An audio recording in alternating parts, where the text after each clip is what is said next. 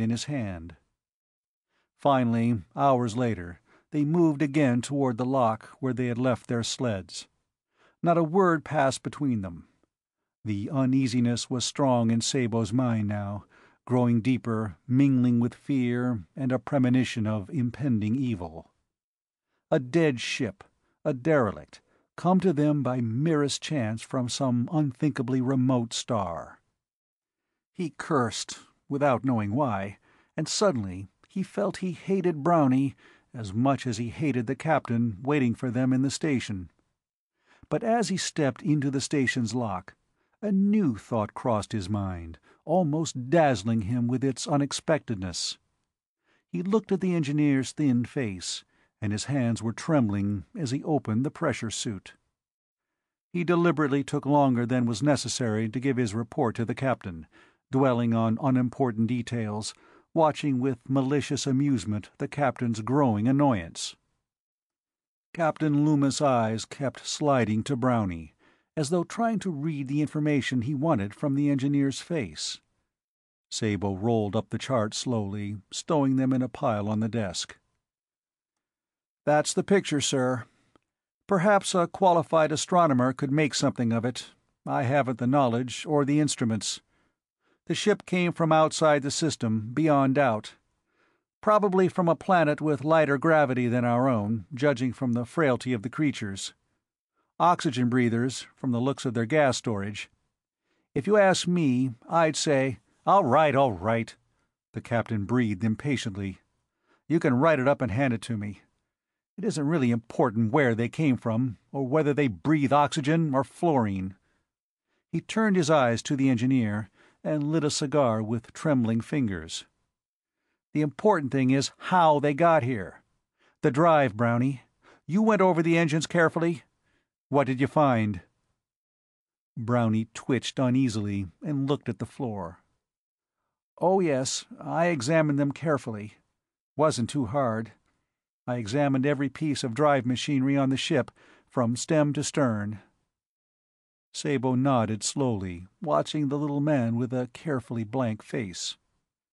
"That's right. You gave it a good going over." Brownie licked his lips. "It's a derelict, like Johnny told you. They were dead, all of them.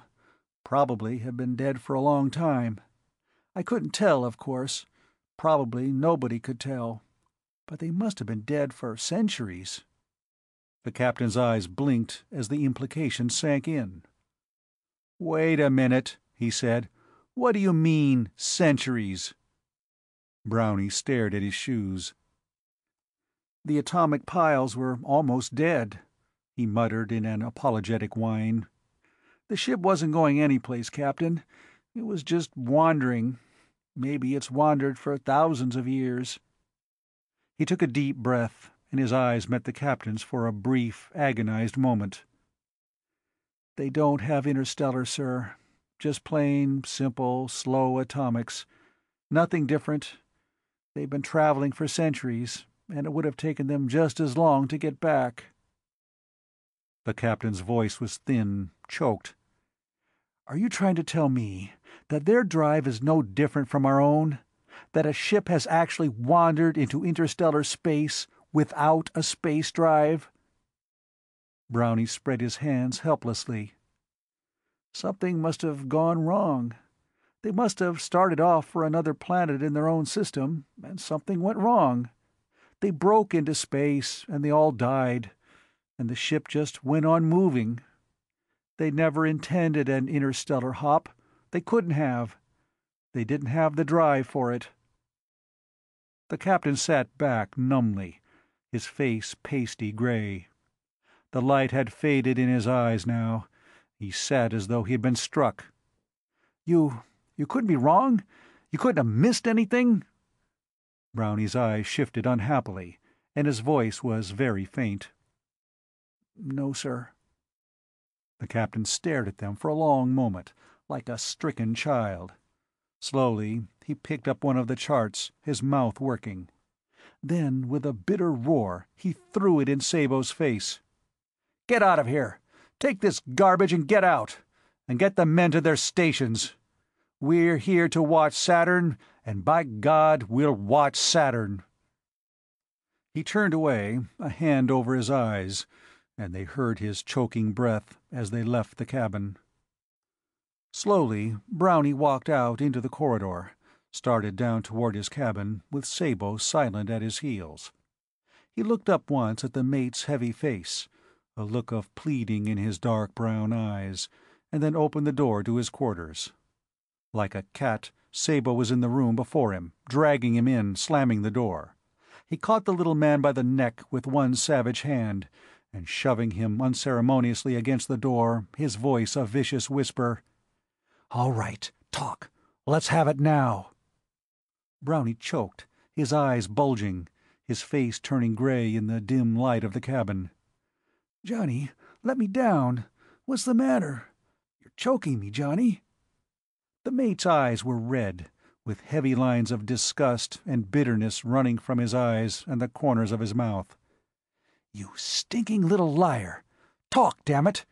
You're not messing with the captain now, you're messing with me, and I'll have the truth if I have to cave in your skull."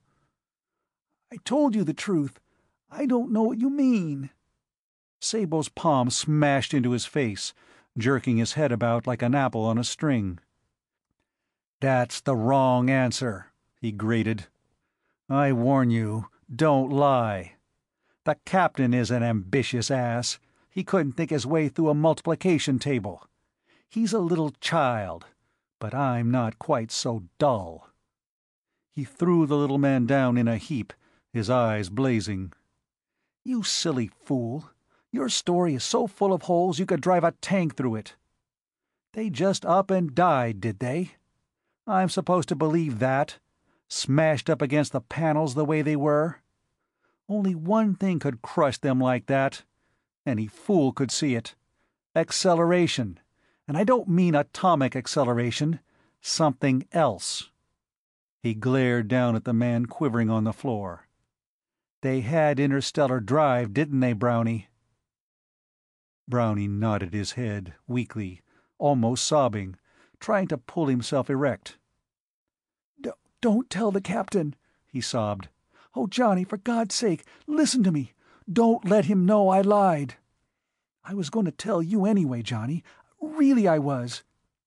I've got a plan, a good plan, can't you see it?" The gleam of excitement came back into the sharp little eyes. "They had it all right. Their trip probably took just a few months. They had a drive I've never seen before, non-atomic. I couldn't tell the principle with the look I had, but I think I could work it." He sat up, his whole body trembling. "Don't give me away, Johnny. Listen a minute." Sabo sat back against the bunk, staring at the little man. "You're out of your mind," he said softly. "You don't know what you're doing. What are you going to do when his nibs goes over for a look himself? He's stupid, but not that stupid." Brownie's voice choked, his words tumbling over each other in his eagerness. "He won't get a chance to see it, Johnny. He's got to take our word until he sees it, and we can stall him." Sabo blinked. "A day or so, maybe. But what then? Oh, how could you be so stupid? He's on the skids. He's out of favor and fighting for his life. That drive is the brake that could put him on top. Can't you see he's selfish? He has to be in this world to get anything. Anything or anyone who blocks him, he'll destroy if he can. Can't you see that? When he spots this, your life won't be worth spitting on." Brownie was trembling as he sat down opposite the big man. His voice was harsh in the little cubicle, heavy with pain and hopelessness. "That's right," he said. "My life isn't worth a nickel. Neither is yours. Neither is anybody's here, or back home. Nobody's life is worth a nickel.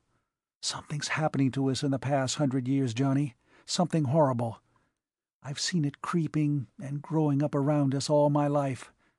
People don't matter anymore. It's the government, what the government thinks that matters. It's a web, a cancer that grows in its own pattern, until it goes so far it can't be stopped. Men like Loomis could see the pattern and